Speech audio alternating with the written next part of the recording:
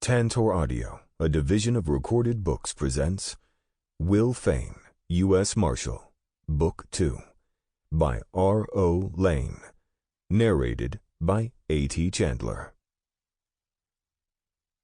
1.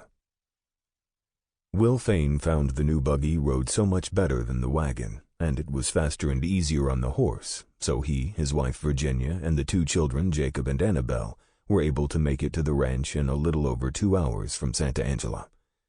Coming up to the house, Will saw Isum Wood and waved. Lately, he'd been thinking that Isum, a former Buffalo soldier, would be the best deputy U.S. Marshal he could have, but who would take care of the ranch and assure the safety of their families when the two of them were gone.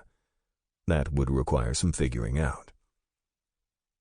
After the return from Santa Angela and settling the family in the house with a huge fire in the fireplace, for it was near the middle of December 1872, Will walked out to the stable and found Isum storing a load of hay brought over by wagon from a farm on the other side of the valley. "Everything okay?" Will asked. "Seemed to be. Expected you back for now," Isum said. "I was ready to come back. Then got a note from Colonel Mackenzie at Fort Concho that our prisoners had escaped, and I had to go hunt them down again." "How'd they get out?" Isum asked. Will related the whole sad story of how Deke Cooper and Hugh Devlin had killed young Ollie Soames in his cell at Fort Concho, then escaped. After being notified, Will had found them near the Ben Ficklin stage stop and killed them both. "Then Sadie had some problems with a randy gunslinger who beat her up, and I had to go straighten him out," Will said. "Straighten out how?" Isum asked. "Drew on me and I killed him. He beat Sadie up pretty bad, and I was about as upset as I get, so I put him down," Will said. "I don't feel good about it, but I can't tolerate a man beating a woman and trying to force her into having sex. Anyway, we got some of the reward money for Cooper and his gang, so here's your share." No, Marshal, I don't need no share," Isum said. "Isum, this is your money," Will said, and forced the bills into Isum's hand. "When we're out together, we split the reward." Isum scratched his head and said, "Well, I sure didn't expect this, Marshal, but it's welcome. Alberta gonna be giggling all over." "Maybe you should get a bank account. That's a lot of money," Will suggested. "Bank account? Me? No, Alberta keeps our money. She don't trust no bank. She got our money hidden so even I couldn't find it if I was looking," Isum said, laughing. "Listen," Will said, "I do worry a little about giving Alpha this money. Do you think he'll save it, spend it, what? I don't want to see it wasted." "I see what you mean. Are you going to build that house for him?" Isum asked. "Yeah, I talked to Schmidt about it. He's ordered the materials." "Maybe that could be his part of the reward," Isum said. "No, this is his money. He earned it. I guess I have no choice but to give it to him," Will said. "Where is he?" "He out exercising one of the horses. I think Autumn." "How are Autumn and Bliss doing now that they are in foal?" "They fine. Alpha takes good care of them. He is good as a doctor when it come to horses." Will gave Alpha the money when he returned. Alpha looked at the bills in his hand, $667 worth. He nodded, and then he surprised them by giving the money to Isum and asking him to keep it for him. "I ask if need," he said, and went back to the horses. After Alpha went back to the stables, Will said, "You just never know, Isum." "Surprised the hell out of me, too," Isum said. Alpha was a black Seminole who had been a scout for the Army. He came to the ranch one day and asked if he could live in Virginia's old picket cabin. He was told he could, so every day since he'd shown up for work at the ranch. And he'd proved to be the best wrangler and horse trainer Will had ever seen. Will and Isum later learned he was married to a Kiowa woman and had 2 children living there with him. He was now on salary and worth every penny of it. "Where you gonna race these horses? Ain't no horse out here can beat 'em. You could make a lot of money." "It's hard when we don't have any railroad near here. Let's suppose there's a race in Waco. We'd have to ride or drive the horses over there, and it's about 230 miles. That would take 6 or 7 days by horse if we pushed 'em, and then they'd have to rest 2 weeks before racing," Will said. "I don't see how we could do it." "Yeah, and after the stakes race in Santa Angela, folks around here all know how fast they are," Isum said. "Sooner or later, I suppose, the train will come to Santa Angela. Then we could consider racing in distant places," Will said. "But that could be a long time." 2. The following afternoon was warmer than usual for mid-December, and Will took Traveler to look over the southern end of his property. While out there, he decided to practice his fast draw. He could now drop a coin or a rock and hit it twice consistently before it hit the ground. He didn't believe he could be much faster, but he continued to practice, but not every day. The bullets, when they hit the rock, knocked it away, so it was harder to hit the second and third time. Will decided he would never hit it 3 times, but he was fast enough for most any gunslinger he met. Should he be challenged, he thought he could beat anyone. But time would tell if he could stay alive. After practicing with his Colt, Will continued looking over his property. Toward the late afternoon, he looked at a ledge and found some petroglyphs. He'd read about these in Harper's before leaving Washington. He didn't know who had come up with the word petroglyph, but he knew that in Greek petra meant rock and glyph meant writing. He had studied both Greek and Latin at VMI. Looking at the petroglyphs on the rock ledge, one looked like a turtle, another like a fish, another was an arrow. Then some looked like stick figures of people and other animals. It was an odd collection. He wandered around the area and found some writing on a rock near the stick figures that looked like it was Spanish, but he didn't know the language. The writing was well chiseled into the rock, not just scratched on. He could see what looked like the date 1669, but didn't know the words. As he searched further, Will found quite a nice little spring and a cave nearby. The cave was deep. Will was wary, thinking of the possibility of an animal in the cave. It would be perfect for a bear or cougar den. So he pulled his Colt and walked into the cave cautiously. Inside, the soil was extremely dry and almost like fine sand. It didn't smell like an animal's den. Will reached down and grabbed a handful of soil to run through his fingers, and his finger touched something hard. He looked through the rest of the cave, all the way to the back, and found no animals. So he went back to the place where he'd picked up the dirt. He got on his knees and started pulling away the soil, and he found a metal object. As he dug, the object got larger and the dirt became more compacted. Will left to find a stick. He cut one from a nearby cedar and could dig much faster. He realized the object was iron or steel and extremely well preserved, he presumed because of the dryness of the cave and the air. It took a half-hour to get enough of the metal to grab. He gradually worked it out of the soil, and it looked like a breastplate from a suit of armor. He took it out of the cave so he could see better, and it was a complete breastplate. There was some rust on it, but it was remarkably well preserved. He knew the Spanish explorers had been in the area long before other Europeans, so he assumed it must be Spanish. He returned to the cave and continued to dig. Soon he uncovered another metal piece. He dug around it and found a large steel cap that looked like it could cover a man's head from the ears up. It had an elongated dome, like the pointed end of a walnut. The man who wore the helmet had a small head and a small body for the breastplate. Digging further, he found the remains of what looked like a piece of leather. Could have been a leather bag, he thought. He kept digging and found a coin that looked like severely tarnished silver or maybe even lead. Then he uncovered another. All told, he found 11 coins that appeared to be Spanish. It was getting late in the day, so Will headed back to the ranch carrying the objects he had found, including the remnants of the leather bag. Virginia and the children gave Will rapt attention as he told how he'd found the objects. Then he tried to answer their questions for the next few minutes, but there was much he didn't know about what happened in and around the cave.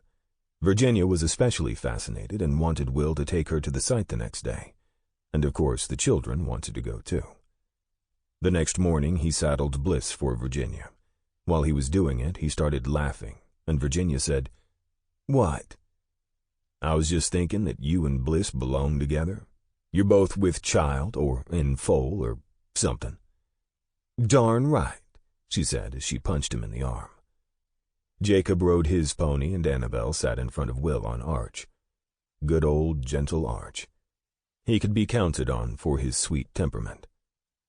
"So, how's my little angel eyes doing today?" Will asked Annabelle. "Fine, Pa. I love riding with you," she said. Will laughed and squeezed her. He loved holding this little girl. She was always optimistic and positive. Virginia brought Bliss up beside Arch and said, "You know, Will, I've been thinking since those men came to the house that I'd like to have a ready weapon, just in case I ever need it." "What kind of weapon?" "A pistol, I think. Just to keep handy, in case somebody comes to the ranch when you're not there. Something like the bulldog, but maybe smaller." "Okay. I'll see what I can find next time I get into town." "If I do get a pistol, you'd have to help me learn to shoot it." "Of course I will." Since the day was warm for mid-December, they all enjoyed the trip. Will had brought along a shovel and a couple of hand spades. After he'd shown them the petroglyphs and the Spanish writing on the ledge, he pointed to the hole where he'd found the artifacts. Virginia said, "Wait, I can read some of this. Hernando Fuentes estaba aquí means Hernando Fuentes was here. En enero de 1669 means in January of 1669. Tomo el oro de los Cerrillos means I took the gold from los Cerrillos. Estoy perdido y muriendo." Virginia hesitated, then said, "I think it means I am lost and dying." "I didn't know you could read Spanish," Will said. "I can't really. I only know some words. On our farm we had Mexicans who worked for us, and I learned a little as a child," Virginia said. "But what's intriguing is the mention of gold." "Sure is. If it's here, it's most likely buried," Will said. "Where is Los Cerrillos?" Virginia asked. "No idea," Will said. Once Will had checked the back of the cave again, he told the children they could explore all they wanted. Jacob and Annabelle explored the cave while Will and Virginia carefully examined the floor of the cave. The children ran outside to play as Virginia began poking the hand spade around the edges of the cave. She poked for half an hour when the spade hit something solid in the back of the cave. Will was digging in the area where he'd found the other items. He had found a rusted steel mesh that looked like it might be chain mail from a suit of armor. Virginia began to scrape away the dirt from the object she hit with the hand spade, and after a few moments it became obvious that it was a small rectangle. She continued to dig and finally called Will over to help. "There seems to be a box here," Virginia said. "I wonder if you could jerk it out, or maybe we could get the edge of a shovel under it and pry it out." Will got the shovel and put it down as far in the hole as he could, then he gently pried up. The shovel sank into the rectangle like the side had busted out. "I'm going to try to dig all around it some more," Will said. Virginia moved back and Will started to dig. Soon they could tell it was some kind of small chest. Will kept digging, then got the point of the shovel underneath the chest and it came up. Will dragged it out of the hole. It was heavy and it definitely contained something. They could hear whatever was inside move from side to side as they tilted the chest. "Has an old padlock on it. We may find the key if we dig enough, but let's not wait," Will said. "What are you thinking?" Virginia asked. "I'll try to knock the rusted lock off with the shovel," he said. Will hit it several times straight down with the point of the shovel, but the lock held. "Why don't you move outside the cave? I'm going to see if a bullet will knock the lock off," Will said. Virginia stepped outside away from the entrance and heard the shot. As she stepped back in, he said, "The lock's off now." On hearing the shot, Jacob and Annabelle came running. "What happened?" Jacob asked as he ran up to Virginia out of breath. "Will was just testing one of the pistols," Virginia told him. She distracted the children and played with them until they had forgotten about the gunshot. She still remained curious about what the chest might contain. The children continued to play, and when Virginia returned to the cave, Will was trying to lift the lid off the chest, but it was stuck. I think the metal parts have rusted together so it's stuck. Let's see if I can pry the lid up with this hand spade, he said. Why is the chest so rusted when the breastplate wasn't rusty? Virginia asked. That breastplate was made of very fine steel. For many years, Spain produced the finest steel in the world. The edges of this chest, however, are an inferior grade of steel. That would be my guess why it's rusted more. Will put the spade under the edge of the chest, then he put it around the edge at each side and tried to break the lid free from the body of the chest. The lid came up enough so that Will could get his fingers under the edge. He pulled, and it came open only with great effort on Will's part. "Oh, my," Virginia said, looking over Will's shoulder. "Is that gold?" "Looks like it. Looks like these are ingots that have been cast. I've never heard of gold around here. Wonder where these came from," Will said. "How many are there?" Virginia asked. "I have no idea. We'll have to take 'em out and count 'em," Will said. "What's all the symbols and writing on each one?" Virginia asked. Will picked up one and looked at it carefully. It was about 5 inches long and a little less than an inch wide. "How much does it weigh, do you think?" Virginia asked. "I think it's around 4 or 5 ounces," Will said. "Let's look at the writing." He pointed to a giant NM on each ingot.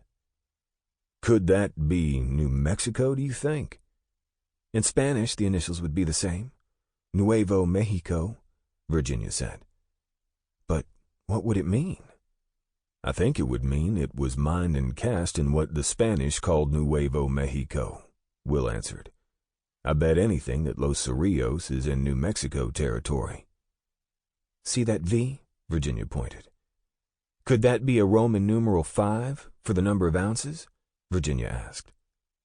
"I bet you're right," Will said. "This looks like a royal seal of the King of Spain. Says Carlos II right here."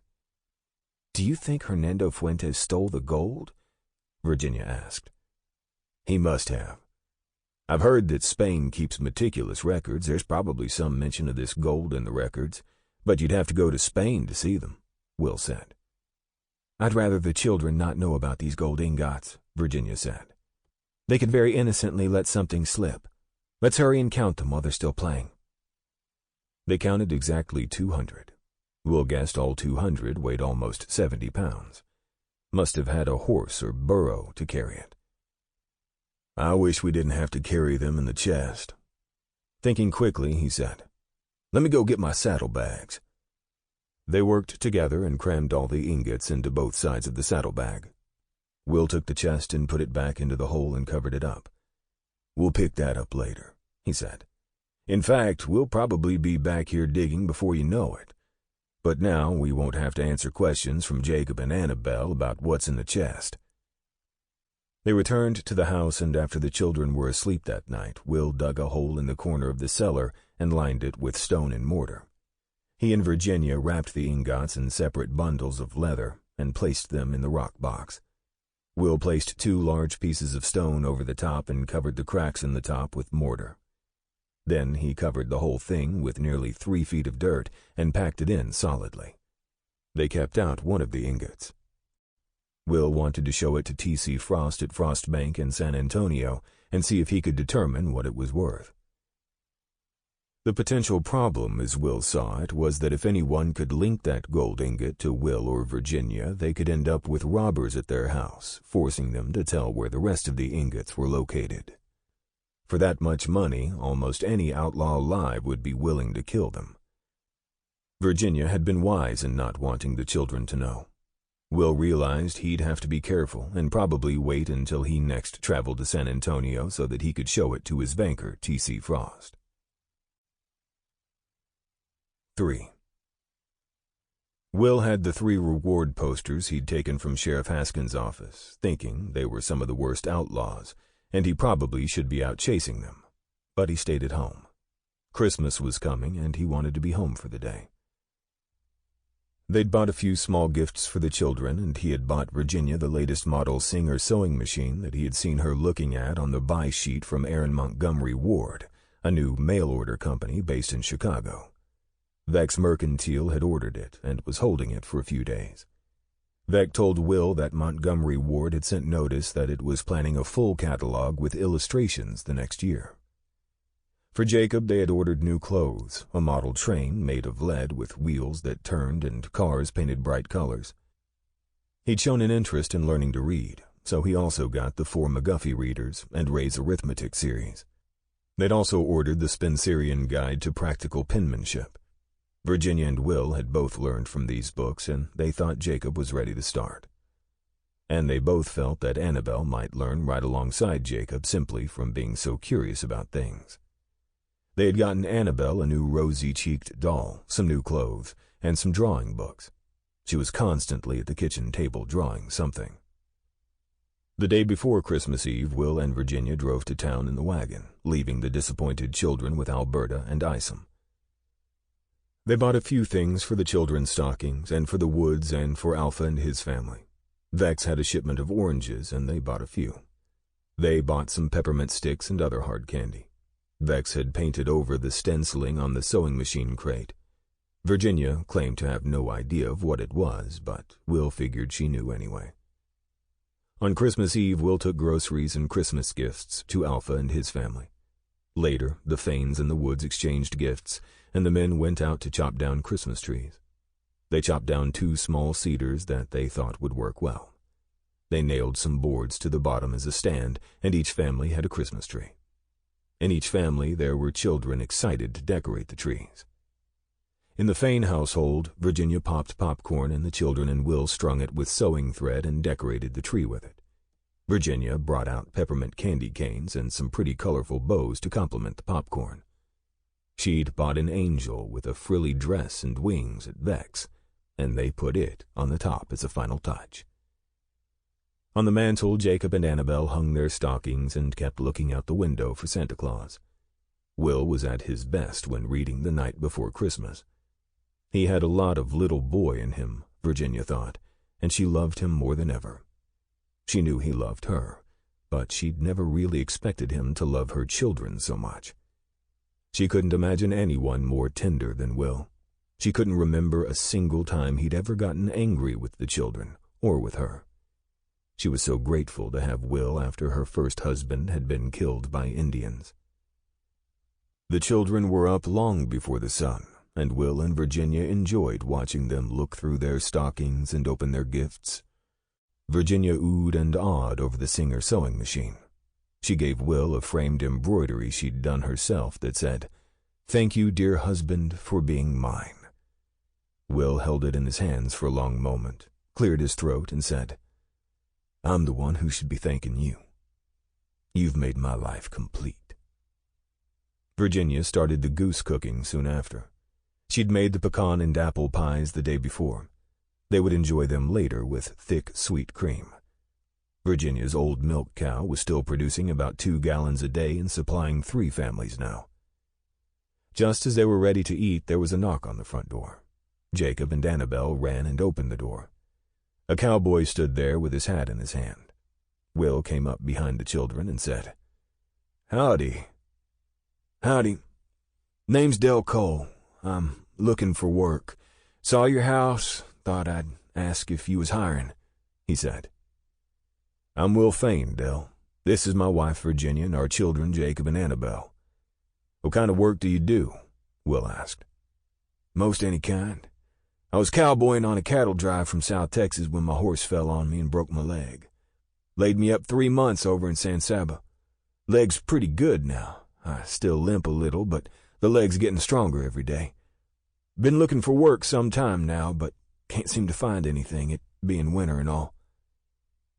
Before Will could say anything more, Virginia leaned forward and said, "Mr. Cole, I've cooked a wonderful Christmas dinner, and you're going to be our guest." "Well, I don't want to butt in," Cole said. "You're not butting in," Will said. "Come inside and join us." So the 5 of them sat down to Christmas dinner. Virginia asked Will to read the Christmas story from Luke in the Bible. Will read it and offered a prayer on the food, and they stuffed themselves on goose, sweet potato pie, beans cooked with a ham hock, squash, and fresh rolls. Everyone kept telling Virginia how good it was. The children had lots of questions for their visitor. Cole answered them with good humor. He seemed to enjoy being around the children, and Virginia was positive he hadn't eaten for a week. She was gratified that they had invited him to dinner. After dessert, Will invited Dell to join him on the back porch and told him he'd hire him on trial. If he proved his worth, he'd have a permanent job. So, Dell Cole moved into the bunkhouse all by himself. The bunkhouse had a pot-belly stove for heat, so Will was sure his new hire would be warm enough at night. Tomorrow, Will would introduce him to Isum and Alpha and ask Alberta if she'd mind cooking his meals. She was already cooking a noon meal for Alpha. 4. Shortly after 1873 dawned, Will was in Sheriff Haskins' office in Santa Angela asking questions about the outlaws on the reward posters. "You have any idea where any of these men are located?" Will asked the sheriff. "No, I don't. Best thing would be to send out some telegrams. Somebody will have a line on 'em," Haskins said. "That Jim Bob Winslow there, he's a tough one. He's got a gang, and they usually are armed to the teeth." "How many in the gang?" Will asked. "Usually 5 or 6 from what I understand. If you meet up with 'em, you best have a posse with you. At least 3 members of the gang have rewards on 'em of $1,000 and more," Haskins said.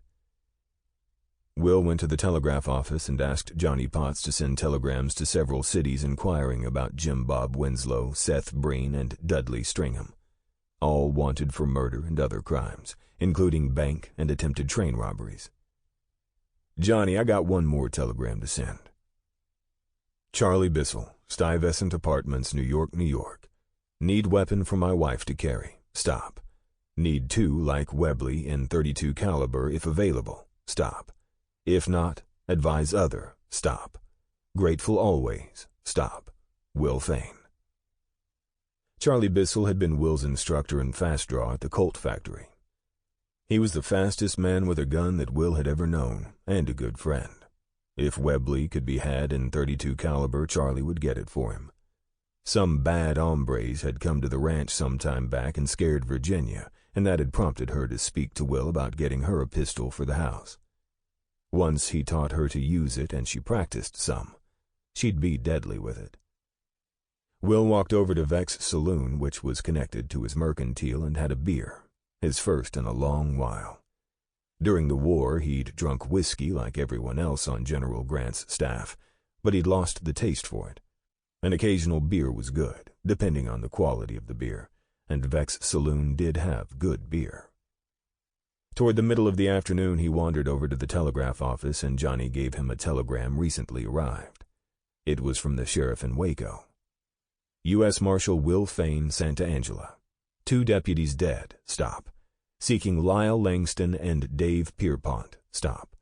Last seen heading your way. Stop. Posse lost trail. Stop. Pierpont has sister in Santa Angela. Stop. Apprehend if possible. Stop. $2,000 reward each. Stop. Sheriff Lem Clayton. It was at least a 5-day trip to Waco, and more likely 6. Langston and Pierpont could easily turn off and head north or south. Will looked at a map on the telegrapher's wall. They could head for Hamilton or Gatesville, Lampasas maybe. That's still 160 miles from here. That's a long way to go on speculation that 2 outlaws might be there. The telegraph key started chattering. "It's a message for you, Marshal. I'll have it in a minute," Johnny said. Will waited. Johnny handed him the message. It came from the town marshal in San Saba. U.S. Marshal Will Fain, Santa Angela. Seth Breen seen here 2 days ago. Stop. Father lives north of San Saba along Colorado River. Stop. Relatives all over SS County. Stop. Marshal Damon Richter. Breen was wanted for multiple murders, including a farmer in Lampasas whose wife he had raped. Will decided he would head home and get ready to leave. When he arrived home, it was nearly dark, but Will sought out Isum. "I'm heading out tomorrow to hunt for an outlaw named Seth Breen over in San Saba and to look for 2 other men who killed 2 sheriff's deputies over in Waco," Will said. When you gonna be back? Sample complete. Ready to continue?